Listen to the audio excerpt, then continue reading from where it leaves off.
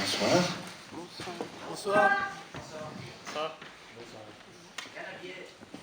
Merci. Ah oui, pour ceux qui ne voient pas, sur le pack, il est marqué Stop au bas salaire.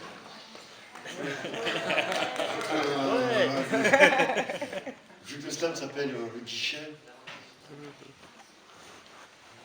Le travail. Qui sait son sens premier, sa première acception? Le travail est souffrance, trop rarement un plaisir, et celui qui l'invoque est bouffon à vomir. On a vite oublié tout ce qui nous fut imposé, il en va ainsi depuis des mois, des années. Tous ces lundis matins, dans le froid et le bruit, dus aux nombreux travaux d'aménagement requis. Un plastique nous sépare de la rue, les WC sont bouchés, et nous déconvenus. Nous voilà maintenant en plein déménagement, un bureau ici, un autre là-bas. La direction l'assure, ce n'est que temporaire. Une boîte pour les cachets qu'on trimballe sous le bras, on court ici et là comme dans une fourmilière. Le temps de poser un nouveau revêtement, repeindre nos locaux et placer nos bureaux. On retrouve notre espace, on découvre la place qui sera nôtre avant qu'un nouveau centre n'éclose. Mais pour cela, il faudra d'abord démolir le parking 58 avant de reconstruire de beaux bureaux en verre transparents comme l'eau claire. Chacun depuis en bas pourra ainsi nous voir travailler ardemment et parfois nous rasseoir. Mais qui d'entre eux saura si on est au travail ou en pause ou bien prêt à rentrer au bercail? Le travail. Qui sait son sens premier, sa première acception?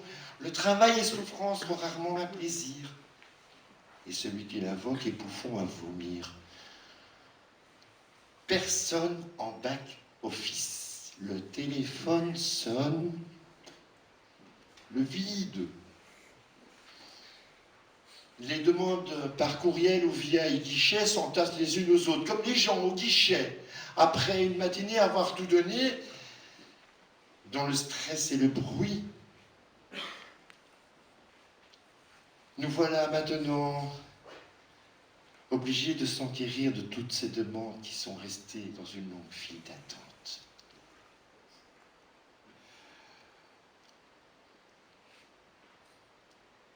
Bruxelles de la Belgique est le résiduel. C'est pour ça qu'à Bruxelles, on trouve dans nos registres 3 fois plus de divorces que de mariages actés.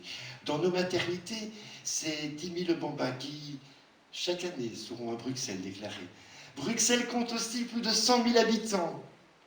Et pourtant, mes collègues, quel que soit leur service, se retrouvent cependant tous en sous-effectif. Il n'y a pas d'argent. Le cadre ne me permet pas d'engager un agent.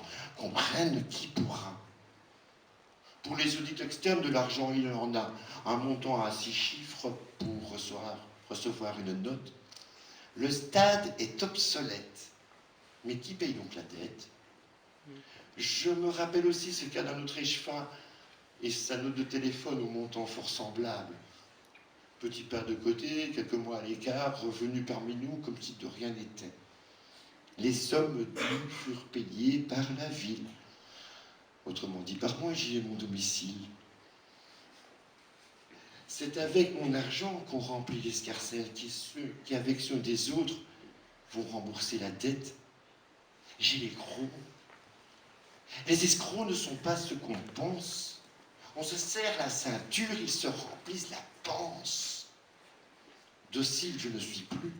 Je me suis mis à table pour transcrire ce récit, pour vous dire cette fable.